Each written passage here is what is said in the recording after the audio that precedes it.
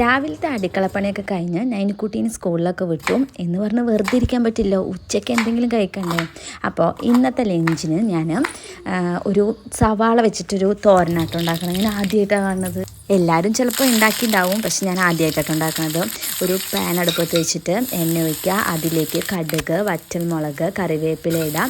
എന്നിട്ട് അതിലേക്ക് തേങ്ങ ചിരകിയതും കൂടി ഇട്ടിട്ട് പച്ചമുളക് ഇടണം കേട്ടോ.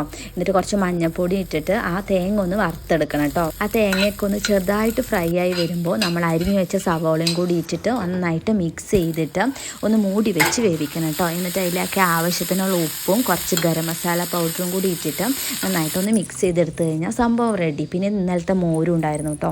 അപ്പോൾ ഉമേഷ് ഇന്ന് വരാത്തതുകൊണ്ട് ഞാൻ വലിയ കാര്യമായിട്ട് കറിയൊന്നും വെച്ചില്ല, തട്ടിക്കൂട്ട് കറികളൊക്കെ വെച്ച് അങ്ങോട്ട് ചോറുണ്ടു. പിന്നെ ഇവിടെ പുറത്ത് പോയപ്പോൾ ഞാൻ കുറച്ച് ചെടികൾ മേടിച്ചിട്ടുണ്ടായിരുന്നു കേട്ടോ. അതൊക്കെ ഒന്ന് നട്ട് വെച്ചു. ഞാൻ ആദ്യമായിട്ടാണ് ഇങ്ങനെ നടല്, ഞാൻ നട്ടാൽ പിടിക്കുമെന്ന് എനിക്കറിയില്ല കേട്ടോ, എന്തായാലും കണ്ടറിയാം. അപ്പോൾ അതിന് കുറച്ച് വെള്ളമൊക്കെ ഇങ്ങനെ തളിച്ച് കൊടുത്തു കേട്ടോ. ഇതിൻ്റെ പേരെന്താണെന്ന് എനിക്കറിയില്ല. അതൊക്കെ കഴിഞ്ഞ് സ്റ്റിച്ച് ചെയ്യായിരുന്നു കേട്ടോ. ഒരു പാൻറ്റ് സ്റ്റിച്ച് ചെയ്യേണ്ടായിരുന്നു. വെറുതെ വീട്ടിൽ കൂടെ ഉമേശേട്ടൻ്റെ മുണ്ടെടുത്തിട്ടാട്ടോ സ്റ്റിച്ച് ചെയ്യണത്. അത് നമുക്ക് ഈ നൈറ്റിയുടെ അടിയിലൊക്കെ ഈ അടിപ്പാവട ഇട്ടിട്ടാലോ. അപ്പോൾ നൈനിക്കുട്ടി വരാറായിട്ടോ, അവൾക്ക് എന്തെങ്കിലും ഉണ്ടാക്കണ്ടേ, അല്ലെങ്കിൽ ഇവിടെ ആകെ ബഹളമായിരിക്കും കേട്ടോ. അപ്പോൾ ഞാൻ അടയാണ് ഉണ്ടാക്കണത്, ശർക്കരയും തേങ്ങയൊക്കെ വെച്ചിട്ട്.